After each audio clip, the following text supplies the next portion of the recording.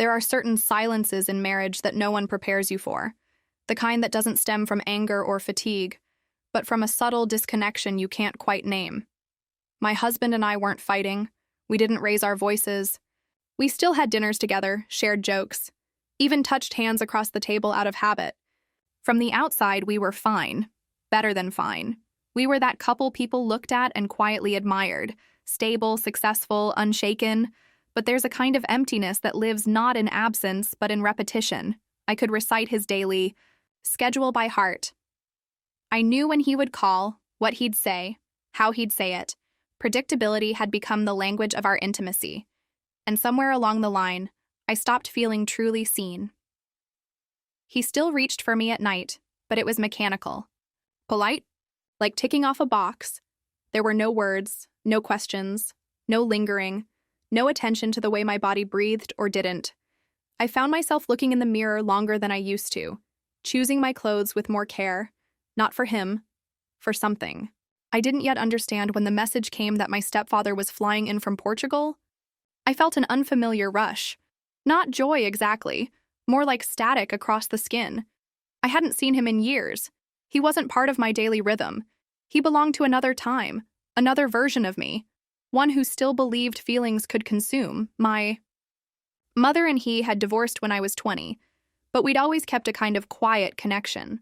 Holiday calls, short notes, the occasional forwarded article. He was the type of man who noticed things most people overlooked. Gestures, moods, how a sentence ends.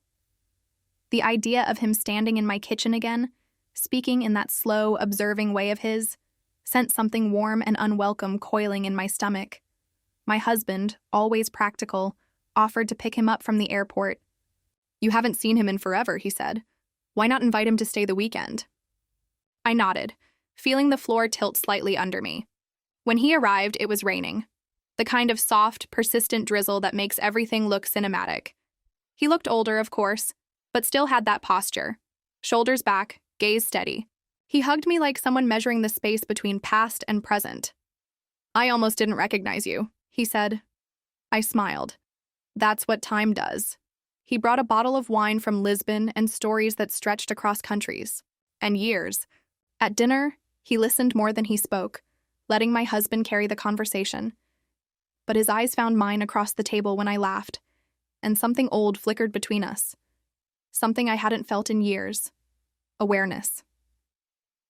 Later that night, after dishes were washed and my husband had retreated upstairs with a spreadsheet open on his laptop, I stepped out onto the back porch. The rain had stopped, but the air smelled like wet bark and cool earth. He joined me silently, handing me a glass of wine. "You always liked the quiet," he said. I nodded, fingers curling around the stem.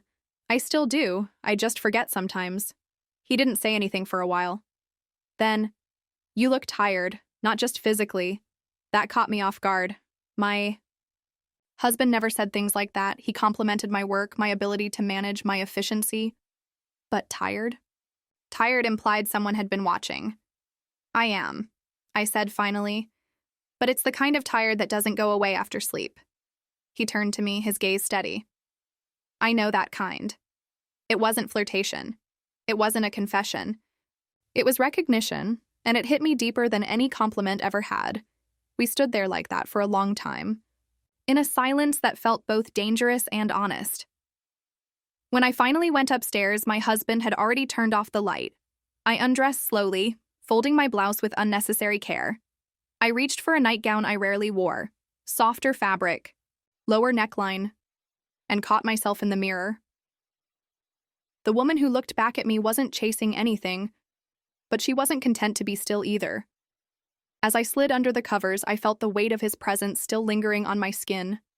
Not my husband's, but his, not from touch, but from something quieter, more magnetic, and I knew without admitting it that I would find another reason to be alone with him before the weekend ended. The next morning, I was more deliberate than usual. Not with dramatic gestures, just small, precise decisions. I showered longer, letting the water cling to my skin. Until my fingertips softened, I chose lingerie I hadn't worn in months. Black lace, understated but snug in the right places. Not because I expected anything, not because I was trying to seduce. I told myself it was for confidence. But confidence? For what? He was already downstairs when I entered the kitchen, barefoot, towel still wrapped around my head. He glanced up from his coffee.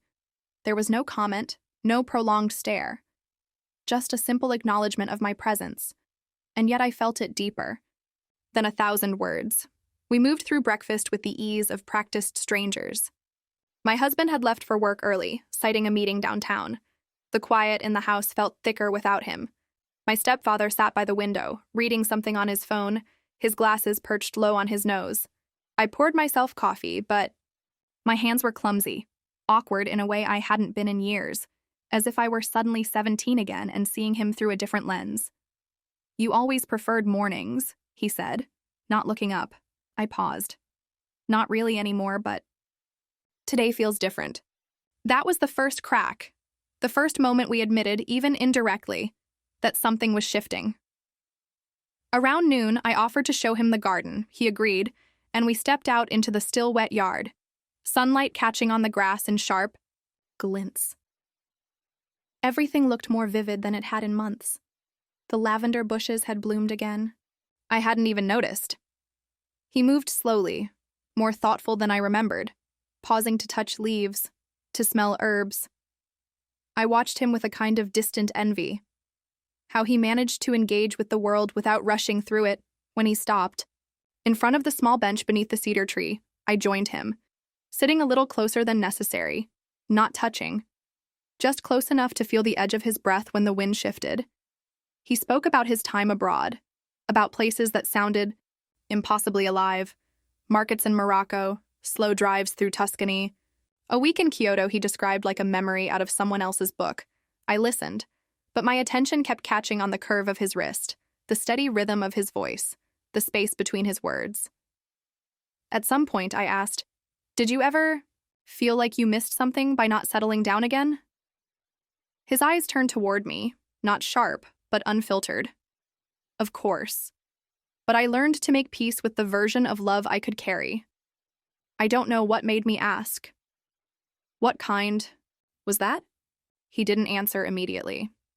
"The kind you don't always name, but you remember it long after it's over."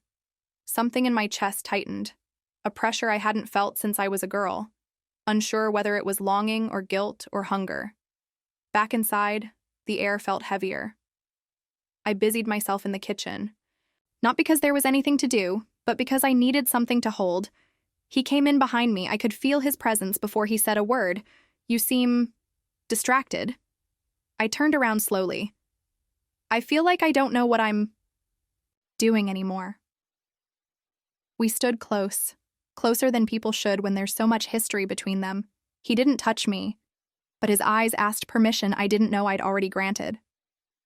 The first kiss wasn't expected. There was no build-up. No music, no lingering glances.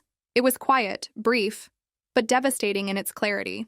His lips brushed mine, firm but hesitant, and for a second, the world outside that kitchen ceased to exist. I didn't stop it. I didn't step back. I just stood there, breath caught in my throat, as if my body had remembered something I'd spent years trying to forget. When we pulled away, there was no apology, no excuse, only silence, charged and dense. "I should go rest," he said. Barely above a whisper, I nodded. "Of course." He left the room and I remained, one hand still on the counter, eyes locked on the empty coffee cup between us. My heart thudded too loudly in my chest, but my body wasn't trembling. I felt awake, and not in the way coffee or daylight wakes you, but in that dangerous, electric way that shifts the air in a room before a storm. I stayed there for minutes, maybe hours, until the sun bent low behind the trees, casting long shadows across the floor. I didn't cry, I didn't smile, I just waited. For what? I wasn't sure.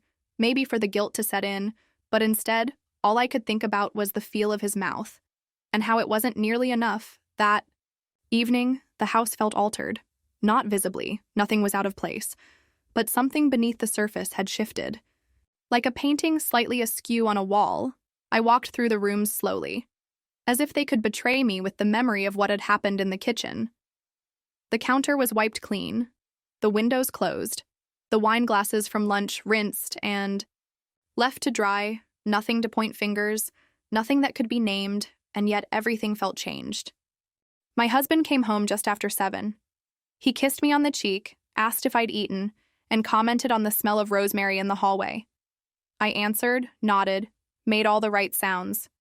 But my body felt foreign. My skin held warmth I hadn't earned with him. I avoided his eyes for most of dinner, choosing instead to refill our water glasses, fold napkins neatly, and ask questions I didn't care about the answers to. Across from me sat the man I'd married, the man who still wore his wedding band without hesitation. He was thoughtful, attentive, predictable in every way I'd once craved. But now, every time his voice reached me, I heard what it lacked. Not cruelty, not coldness, but depth, risk, curiosity. He asked if I'd taken the car in for service, if I'd remembered to email the neighbor back. My mind, uninvited, flashed to the sensation of someone else's breath just inches from mine. I excused myself early under the guise of a headache upstairs. I lay on the bed fully dressed. Staring at the ceiling fan as it turned slow, hypnotic circles, I replayed the kiss more times than I could count. Not just the moment itself, but the stretch of silence afterward, the weight of everything unspoken. I hadn't felt that particular kind of pull in years, not since before marriage began to reshape desire into routine. The next morning, I dressed with even more intention than the day before. I chose a soft blouse with delicate buttons down the front and tucked it into a narrow skirt that cinched at my waist, not overt, nothing vulgar, but I knew exactly what it did to my shape. I lingered in front of the mirror longer than necessary, tilting my head slightly, catching how the sunlight touched my collarbone. My body, once something I'd dressed for comfort or function, had become a whisper I wanted someone to hear. I found him outside on the back porch, mug in hand, eyes trained on something in the distance. He didn't hear me approach, or maybe he did and didn't turn. When I finally sat next to him, he spoke first. "I thought you'd be avoiding me." His tone was light, but his fingers gripped the mug just a little too tightly. I shook my head. That would be easier. But easier's never really been my thing. He nodded once, the corner of his mouth twitching like he wanted to smile but thought better of it. We sat in silence for a while, the morning birds performing their usual concert just beyond the trees. I could feel him watching me from the corner of his eye, and I knew my outfit hadn't gone unnoticed. "I'm not going to apologize," he said eventually. "I didn't expect you to. Are you regretting it?" I exhaled slowly. "No, but I haven't figured out what to do with it yet." He didn't press. That was the difference between him and every other man I'd known. He could sit with the discomfort, let it breathe. He didn't try to cover it with logic or laughter, he just allowed it to exist. Later that day, I suggested we take a drive into the city. Nothing far, just a break from the house. I told my husband we needed some things from the home goods store. He didn't question it. He never did when I sounded organized and domestic. The drive itself was uneventful. Music played softly from the dashboard, and I kept both hands on the wheel, not because I needed to, but because I didn't trust what would happen if I didn't. We didn't talk much on the way. The city loomed ahead, its skyline sharper than I remembered. It was a weekday, so traffic was kind. I parked near a small bookstore cafe I hadn't visited in years, the kind of place with cracked leather chairs and chipped saucers that made everything feel deliberately lived in. He raised an eyebrow but followed without question. Inside, we found a booth in the corner. I ordered chamomile tea. He asked for a black coffee, no sugar. When the drinks came, we let them cool untouched for a long time. It was in that booth that something more dangerous than a kiss happened. Honesty. "I used to think you saw too much of me," I said, stirring my tea though. "I never added sugar." He tilted his head. "Too much? Back then, when you lived with us, you made me uncomfortable because you noticed everything. Most men look through women. You didn't. And that made you uncomfortable?" "At the time, yes, because I didn't know what to do with it." He leaned back slightly, letting the words settle. "And now? Now I miss being seen like that." We didn't touch. Not even across the table. but it felt more intimate than anything I'd shared in my marriage in years. On the drive back, I could feel the air between us thicken with restraint. Every red light felt longer, every bump in the road sharper. I gripped the steering wheel too tightly. He looked out the window as if the trees could offer clarity. By the time we pulled into the driveway, dusk had started its slow descent. The porch light was already on. I turned off the engine but didn't move. "You'll stay for dinner?" I asked, my voice too even. He nodded. "Unless you'd rather I didn't." I didn't say that. We stepped out of the car, still carrying everything we hadn't said. The front door clicked shut behind us, and I knew we were both thinking the same thing. Something irreversible had begun, and neither of us was going to stop it. Dinner that. Evening was quiet in the wrong ways. Not peaceful, not tired, just composed. A manufactured calm that barely concealed the heat flickering beneath it. My husband took the head of the table, as always, carving the roasted chicken with his usual efficiency. He made small comments about traffic, deadlines, someone in his office who kept forgetting attachments. I nodded at all the right moments, passed dishes, offered him wine. I'd done this routine 1,000 times, but that night, every movement felt like walking a balance beam. Across from me sat my stepfather, folding his napkin with the slow deliberation of someone buying time. He didn't speak much, and when he did, his words were careful, even-toned, giving nothing away. His eyes met mine only once across the table. Brief, unflinching, sharp enough to slice. I looked down quickly, pressing my thumb to the base of my wineglass to ground myself. If my husband noticed anything strange, he didn't show it. He thanked me for the meal, told me the sauce was especially good, and then, like always, excused himself to take a call. Upstairs, the moment he disappeared, the silence in the dining room took on weight. I stood to start clearing plates, and my stepfather rose at the same time, brushing his hand against mine as we reached for the same bowl. It was a nothing gesture. Innocuous, except that my skin ignited like a struck match where he'd touched me. In the kitchen, we moved in sync, barely speaking, exchanging dishes and glasses without needing to choreograph it. Every second stretched tight with tension, like the kitchen itself was holding its breath. When the faucet hissed, it startled me more than it should have. I dropped a fork. He caught it before it hit the floor, his fingers brushing my wrist. Again, that invisible spark. "I should go to bed early tonight," I said, not looking at him. His voice was low, almost unreadable. "Probably a good idea." I turned off the light and left the kitchen without saying goodnight upstairs. I didn't undress right away.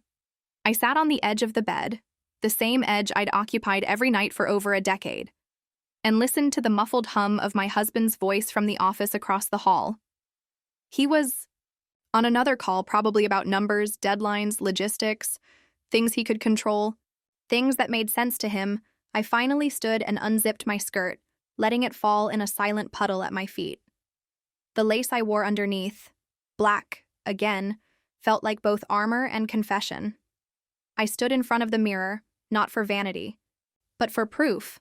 I wanted to see the woman who had been kissed in the kitchen, who had trembled in the car, who had ordered chamomile tea and admitted to missing the feeling of being seen.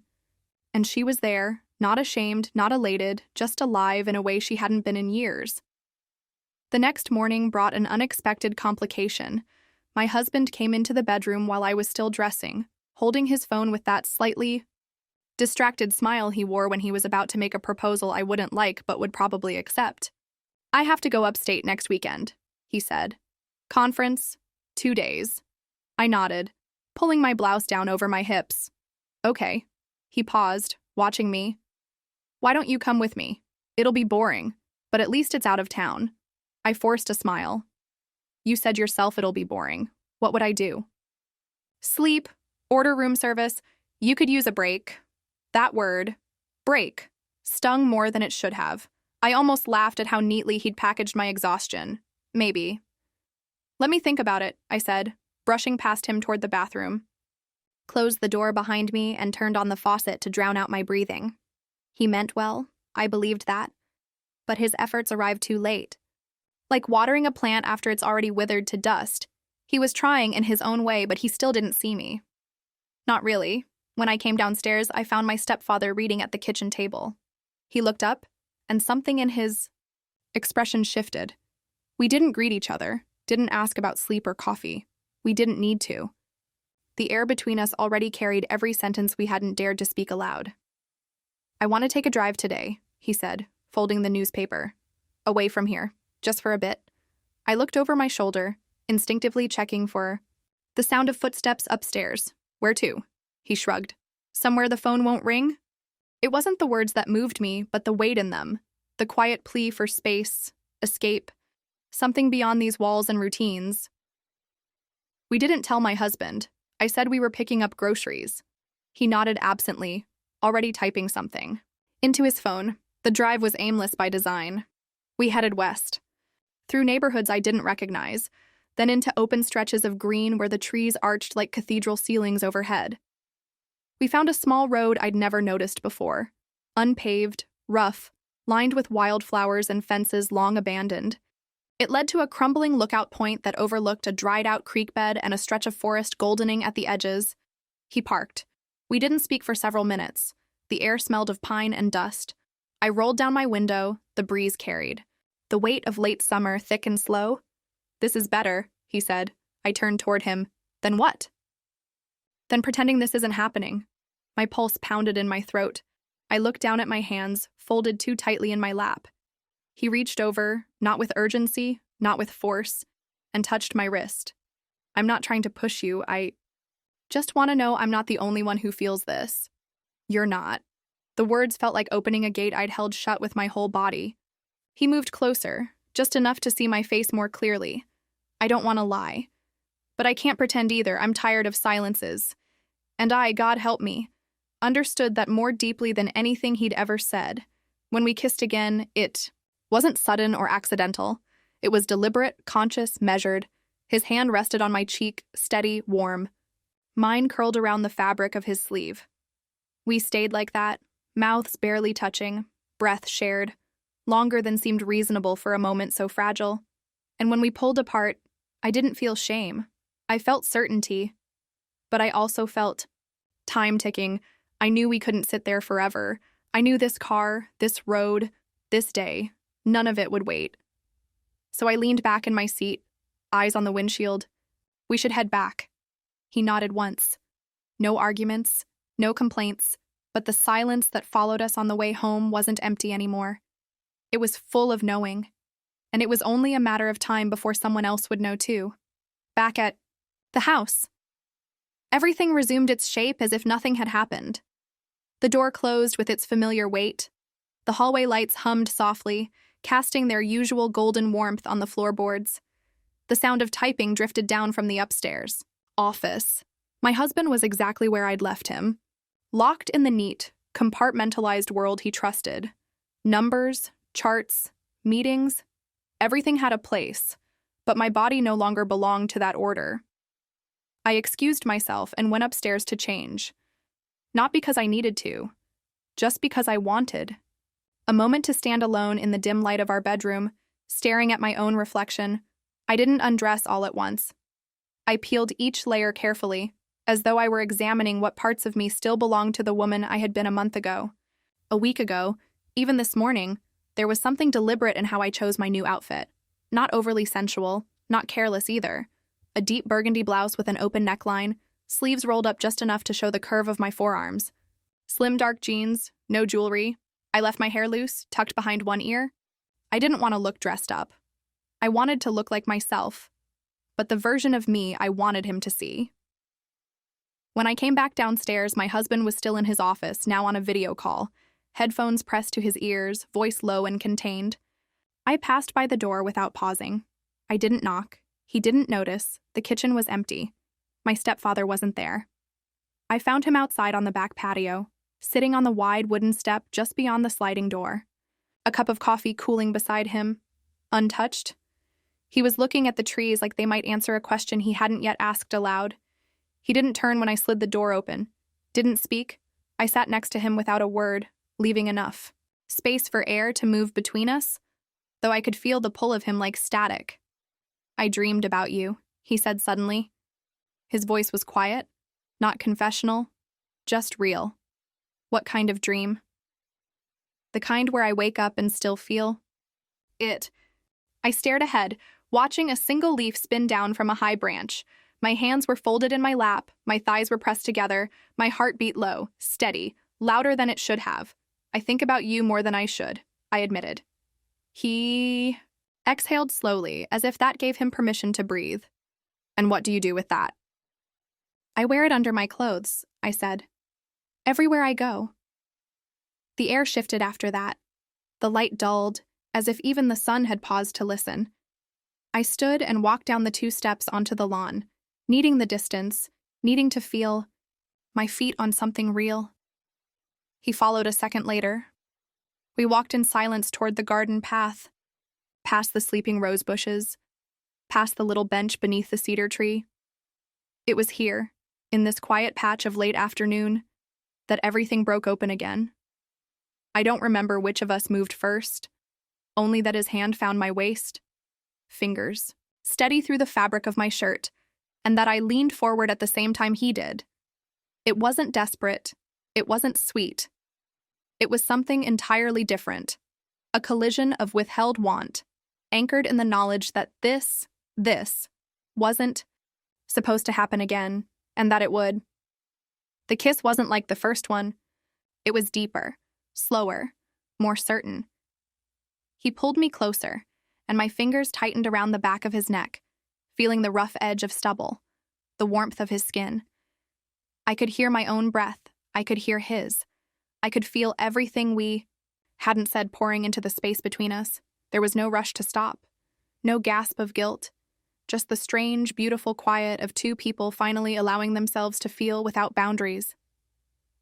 When we pulled apart, we didn't speak for a while. I stayed close to him, head against his chest, listening to the steady thrum of his heart. He touched my hair, smoothing it once. "We can't keep doing this," he said. But there was no weight behind it. "I know," I whispered. But I also knew I didn't want to stop. Not yet. Not when I'd just started to feel like my body belonged to me again. Not when someone finally noticed how I moved, how I breathed, how I slowed my steps when I didn't want to leave. Later that evening, we sat through dinner with my husband. Just the 3 of us. As if nothing had happened in the garden. I passed the salad. He poured the wine. My husband asked what we thought about repainting the kitchen cabinets. We both nodded, answered in turn. The choreography was flawless, and yet I could feel the electricity beneath the table. Our knees didn't touch, but I knew if they did, I wouldn't move away. After the meal, my husband went to the den to watch something he'd recorded.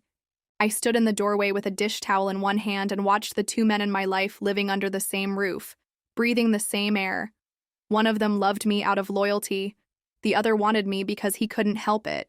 It was the cruelest kind of intimacy. In bed that night, my husband touched my shoulder. His fingers were light, tentative. I turned to him, not out of obligation, but because I needed to know. Needed to remember what this was supposed to feel like. He kissed me. I let him. But my body didn't answer, not in the way it used to. My mind drifted to the garden, to rough hands on my waist, to kisses that burned and lingered. I closed my eyes. Let the moment pass. In the darkness, I understood, something that chilled me. I wasn't afraid of getting caught.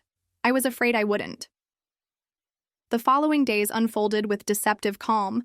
I performed my roles like clockwork, preparing meals, replying to emails, folding laundry with unshakable precision. I kissed my husband when he left for work and asked about his day when he returned. From the outside, I was the same. Inside, something fundamental had been rearranged, like furniture in a room I could no longer navigate in the dark. My body carried a memory that wouldn't fade, and worse, it didn't want to. Every part of me still remembered the pressure of his hand.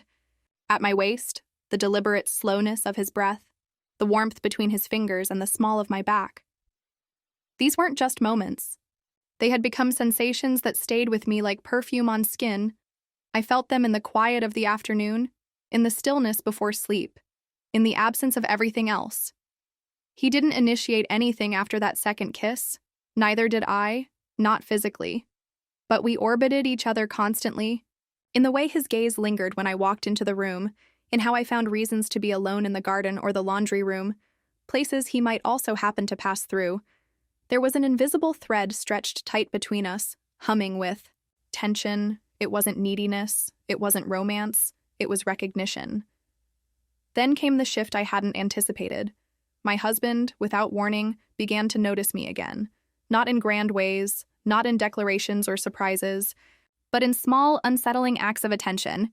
He brought home my favorite wine one evening, unprompted. He offered to take me to the art exhibit I had mentioned in passing weeks ago. At night, he kissed me more fully, held me for longer. Once, I woke in the early hours to find him simply watching me, his hand resting on my hip like he was trying to relearn its shape. Part of me wanted to let him.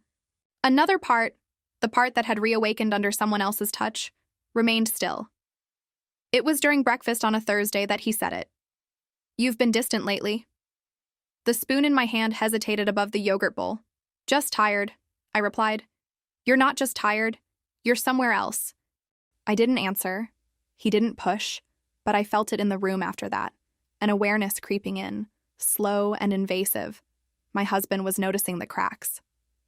Later that day, I caught my reflection in the hallway mirror and didn't recognize the expression in my own eyes. It wasn't guilt. It wasn't shame. It was conflict. A layered, aching thing that refused to settle. My marriage hadn't broken. My husband hadn't betrayed me. He was still here, still kind, still trying, in his structured, quiet way. But that was part of the problem. I hadn't been trying. I hadn't been fighting to reclaim us. I had surrendered too easily to the pull of something that made me feel alive, even if it was wrong. That night, my stepfather and I found ourselves alone in the kitchen again. The house was quiet. My husband in the living room with his headphones on, absorbed in some documentary. I was rinsing dishes and he was drying them. Our hands moved in practiced rhythm, but the air between us was heavy. He placed a plate on the rack and spoke without looking at me. "I'm leaving Sunday." My chest tightened. "Where?" "Back to Lisbon. My apartment's still there. I have work waiting." I turned off the water. The sink gurgled once before falling silent. "You didn't mention anything before." He finally looked at me. His face was composed, but his eyes weren't. "I didn't know until this morning. Got an email. I said yes before I had time to talk myself out of it." I dried my hands on a dish towel that suddenly felt too thin. "Why didn't you tell me right away?" "Because I knew I'd want to stay if I did." I looked away. My fingers clenched the fabric of the towel too tightly. He stepped closer, but not close enough to touch. "I don't regret any of this," he said. "But it's becoming a wound. And if I stay, I'll keep tearing it open." His words should have hurt, but they didn't, not in the way I expected. What hurt more was how right they sounded, how adult, how final. "What do you want me to do?" I asked, finally meeting his gaze. "I want you to figure out what you need. And if that's him, I'll respect it. But if it's not, don't stay out of habit. Don't lie to yourself because it's easier." I nodded once, not trusting myself to speak. That night, I didn't sleep. I lay awake, staring at the ceiling, hearing the steady breath of the man beside me. The man who had been good, loyal, present in all the right ways. I turned slightly, enough to see his profile in the moonlight. He looked peaceful, still, trusting, and I felt like a stranger in my own home. By morning, I had made a decision I couldn't take back. Not yet an action, but a shift. Something internal. A loosening. Of the ropes that had kept me bound to one version of myself, I rose before dawn, dressed quietly, and went down to the porch. He was already there, sitting with a suitcase by his feet, watching the sky pale at the edges. "You're early," I said. "So are you. We didn't say goodbye. We didn't need to." His eyes searched mine for a long moment, then dropped to my hand, still bare, fingers curled slightly at my side. He nodded once, a gesture that carried everything we hadn't had time to say. Then he stood, lifted his bag, and walked down the path without looking back. I stayed on the porch long after his car had disappeared down the street. My coffee cooled in my hand. My skin still remembered his heat. But inside, something else had started to cool too. Not regret, not clarity, just the faint, growing awareness that nothing would be the same again, and that I was the one who had changed it. The days after his departure stretched like wet linen on a clothesline. Heavy, slow to dry, clinging to the smallest breeze of memory, I moved through them as though underwater. Everything looked familiar, yet distant. I folded towels with machine precision, answered work emails with hollow enthusiasm, refilled the sugar jar though no one had asked. The motions anchored me. The emptiness inside me expanded quietly. My husband seemed relieved by the sudden return to normalcy. He didn't say it out loud, of course. He wasn't the type. But his expression softened. He stopped asking questions at breakfast. He didn't mention my restlessness or my silences. Perhaps he believed whatever had cracked in me had begun to seal. Perhaps he mistook absence for closure. But absence is not the same as peace. It's just quiet. And then came the envelope. It was Thursday afternoon, late. The sky was veiled in clouds. The kind that hover low and make everything feel smaller. The mail came, and among the usual clutter, catalogs, a bill, a dentist reminder, was a white, unmarked envelope with my name, written in that unmistakable handwriting, slanted clean European. I stood by the kitchen counter, holding it in both hands, my fingers pressing the edges, afraid to open, afraid not to. Inside was a single page, folded once, no greeting, no date, just a short message, printed, spare. I didn't stay because I didn't believe in us. I left because I did. I sat down slowly, the letter trembling in my hands. The weight of those words settled into my chest like stone. He wasn't begging. He wasn't manipulating. He had just offered me something. Clean, one truth in a sea of half-lived conversations. I didn't tell my husband. I couldn't. Not because I was protecting the affair, but because I no longer trusted myself to speak about it without wanting it back. That night, as we got into bed, he turned to me, resting a hand on my waist under the blanket. His touch was gentle, a gesture he hadn't made in weeks. "I've missed you," he said, voice low. I didn't respond right away. The ceiling above us glowed faintly from the streetlight outside. I studied the shadows on the wall. My body tensed. Not in rejection, but in anticipation of the lie I'd have to deliver. "I've been here," I said finally, and hated how hollow the words sounded. He leaned in, kissing my shoulder. "I know, but sometimes it feels like you're not." There was no accusation, just observation, and it cut deeper than any suspicion would have. Later, when he fell asleep, I lay awake for hours, eyes wide, watching the ceiling. I replayed every scene: the porch, the garden, the back seat of the car where our legs had touched but never tangled, the kiss under the cedar tree, the silence of the drive home. I remembered the way his eyes had narrowed when he watched me speak. Not suspiciously, not possessively, but with full presence. That kind of attention lives on under your skin. It rearranges you. And suddenly I realized I wasn't mourning the end of the affair. I was mourning the return to invisibility. The next morning I rose early, not to cook, not to clean, but to walk. I needed air, movement, proof of existence. I left a note on the counter. Went for a walk, back soon. I didn't go to the trail by the park. I didn't head toward the shops. Instead, I walked through the old part of town, where brick buildings leaned together like gossiping elders and the sidewalks cracked at the edges.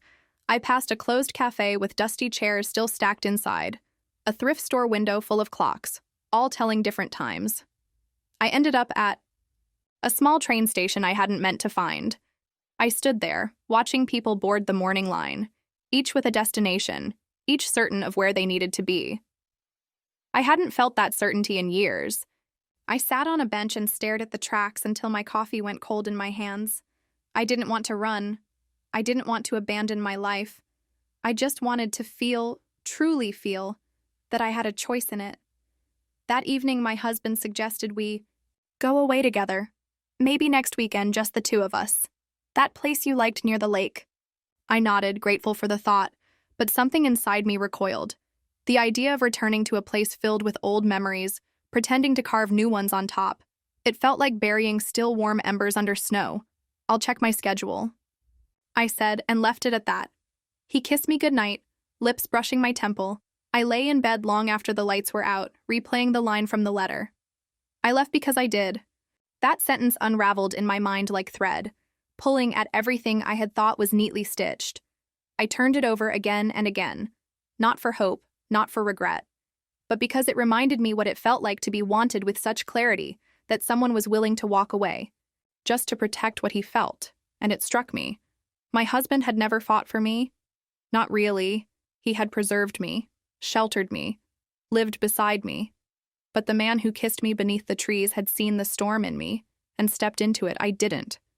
I didn't touch the letter again. I just knew that I would never go back to who I was before it arrived. I began to notice the smallest things more acutely after the letter. The rhythm of footsteps on the staircase, the soft clink of a spoon in a ceramic cup, the moment of hesitation before my husband placed a hand on my back. Life had returned to its regular shape, but nothing sat quite right in it anymore. It felt like wearing a borrowed coat, familiar in cut, but slightly too tight in the sleeves. He didn't bring up the weekend away again. I think he could feel me pulling inward, like a tide that had decided it would no longer come to shore. He tried, in his way, setting the table early, texting me throughout the day just to check in, asking if I wanted to start reading a book together in the evenings. They were thoughtful gestures. They might have worked 6 months ago, but now they felt like applying makeup to a cracked mirror. It didn't fix the fracture. It just masked it, temporarily, and though I followed through with the dinners, the smiles, the surface conversations, I couldn't keep my hands from shaking when I was alone, not from fear, not even from longing, but from the weight of knowing that I had crossed into a life I could never unlive. I found myself rereading the letter in quiet corners of the day, once in the laundry room, with the door pulled nearly closed. Another time in the pantry, where I'd pretended to be reorganizing jars. I never cried when I read it, but my chest tightened in a way I didn't know how to explain, like a violin string pulled taut, waiting for sound that never came. The moment that undid me wasn't dramatic. It wasn't even about him. It came in the form of a single sentence spoken by my husband as we watched TV. "You seem better lately." I blinked slowly, careful not to react. "Better how?" "Just lighter, like you're sleeping more." "Less stressed," it was said with kindness. But what I heard underneath was everything he couldn't see. Everything I had managed to hide behind washed dishes and clean sheets and polite dinner conversations. That night I stood in the bathroom brushing my teeth, staring at my own eyes in the mirror. And I understood something I had avoided for weeks. I could stay, and nothing would collapse. My marriage would endure. My husband would continue to be stable, generous, warm in his way, but I would be quietly vanishing inside that comfort. I went to bed fully clothed and lay stiffly beside him, listening to his breath even out in sleep. And in that stillness, I began to draft a new kind of letter, not on paper, not with ink, but in the space of thought. It wasn't a farewell. It wasn't a confession. It was a kind of reckoning. It started with a simple truth. I was not fulfilled, and I no longer believed that pretending to be would protect anyone. The next morning, I went for a walk again. This time I didn't leave a note. I just stepped out into the morning fog and let my legs choose the direction. I wandered further than usual, through side streets I hadn't explored in years. I passed houses where curtains were still drawn, where front porches sagged under years of memory. I thought about the weight of choices we live with. Not the loud ones, but the quiet ones that settle deep and stay. At one point, I stopped in front of a small cafe. I didn't go in, just stood outside the window looking at the people inside. A couple sharing a pastry, an older man reading the paper alone, a young woman typing fiercely on her laptop. Earbuds in, their lives continued, quiet and separate, and I realized mine needed to too. Back at home, I began moving through rooms differently, not rushed, not frantic, just aware. I opened drawers I hadn't looked inside for years, found old photographs, receipts from restaurants that no longer existed, a half-burned candle that still smelled like orange blossom, and I began packing. Not suitcases, not yet, but thoughts, needs, truths I had refused to name out loud. That evening, I sat down with my husband. He was sipping a glass of wine, scrolling through a sports article on his tablet. "I need to say something," I told him. He looked up, his face already bracing for bad news, though he tried to hide it. "I've been dishonest," I said. "Not in the ways you think. I haven't lied. But I've withheld. From you, from myself." He waited, silent, listening. I've felt disconnected for a long time. Not because of anything you did, but because I stopped asking myself what I wanted. I stopped being present in my own life. He furrowed his brow slightly. And now I want to start asking again. And I don't know where that leads, but I know I can't pretend anymore that everything's fine. He was quiet for a long time. Then he asked, "Are you leaving?" "I don't know yet." Another long silence. Then he said quietly, "I wish you had told me sooner. I wish I had too." He didn't raise his voice, didn't plead, just sat there, looking not angry, but deeply, quietly hurt. We didn't talk more that night. We slept in the same bed, but it felt like a border had been drawn in the sheets. I lay awake again, staring into the dark. And for the first time, the guilt had been replaced by something else. Clarity. The affair had ended. The man had gone. But he had done what I hadn't been brave enough to do on my own. He had cracked the illusion. And in doing so, he'd handed me back my reflection. Now it was up to me to decide what to do with it. The following week unfolded with a strange kind of stillness, as if the house itself was holding its breath. There were no arguments, no emotional scenes, no dramatic exits or slammed doors. We moved around each other like people in a museum. Polite, restrained, careful not to touch anything too fragile. And yet beneath the surface, everything had changed. We both knew it. My husband, in his own way, had understood more than I'd given him credit for. He had stopped asking questions, but his eyes had begun searching me differently, as if hoping to find the version of me he remembered hiding somewhere, behind the newer one who now moved through the rooms with deliberate distance. I spent my mornings in quiet reflection. Sometimes I walked. Other times, I simply sat by the window with a cup of tea, watching the street empty and fill again with the rhythm of everyday life. Cars parked, neighbors passed, dogs barked at nothing. The world did what it always did. Kept going, and I realized so would I. But going forward didn't mean forgetting. It meant understanding, accepting that love, even in its quietest forms, could evolve into something that no longer served either person. I didn't hate my husband. I didn't resent him. In some ways, that made it harder. There was no clean wound to dress, no betrayal to point to. Just two people who had grown in opposite directions while keeping up the appearance of standing still. One evening after dinner, he sat across from me at the table, his hands wrapped around a coffee mug. He hadn't sipped from. "I've been thinking," he said. I looked up, but said nothing. "I don't want to live in a house where I feel like a guest." I let the silence stretch, then said, "Neither do I." He nodded once, as if he'd been preparing for that answer. "Then maybe we need to figure out what comes next. Separately." There was no anger in his voice, just resignation, and beneath it, perhaps, a kind of relief. That night, we didn't sleep in the same bed. I took the guest room for the first time since his mother had visited years ago. The sheets were too crisp, the mattress unfamiliar. But I slept deeply. For the first time in weeks, in the morning, he made coffee before I came downstairs. The air smelled like cinnamon toast and compromise. We sat on opposite ends of the kitchen island, sipping quietly, no longer pretending we were okay. Later that day, I called a realtor. I didn't tell him, not yet, but I asked questions, took notes. I opened closets I hadn't touched in years, wondering what I would keep, what I would leave behind. And that night, I finally did something I had been avoiding. I pulled out the letter one last time. I unfolded it slowly, smoothing the crease with the edge of my palm. The ink hadn't faded, though the paper had begun to soften with time and rereading. I read the words aloud, barely louder than a whisper. I didn't stay because I didn't believe in us. I left because I did.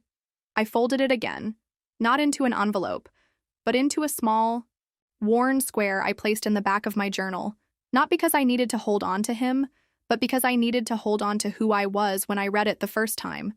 The woman who realized she was not broken, just lost, and that loss wasn't permanent. It was a map. Days turned into weeks. He and I spoke more practically, about logistics, about timelines, about what would go and what would stay. There were no blowouts, just gentle unraveling. And yet, in the quiet moments, I still thought about the garden, the cedar bench, the way the breeze had caught the hem of my blouse the day he kissed me. I didn't romanticize it. I didn't chase it.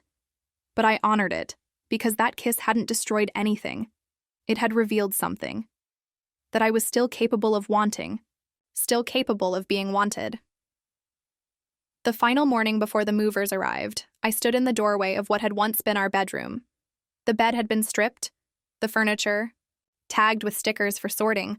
I stood for a long time, remembering the hundreds of nights I had slept there, both with someone and still alone. I walked outside barefoot onto the porch, where the early sun had already begun to warm the planks. The garden was quiet, overgrown now, but still beautiful in its neglect.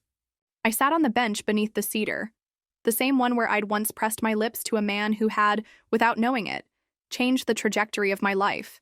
Not because he loved me, but because he saw me, and now I was learning to do the same. I didn't cry. I didn't look back when I finally stood and walked inside. Some stories don't end with grand gestures. Some end with a woman finally choosing herself. Quietly, completely, and maybe, just maybe, that was the real beginning.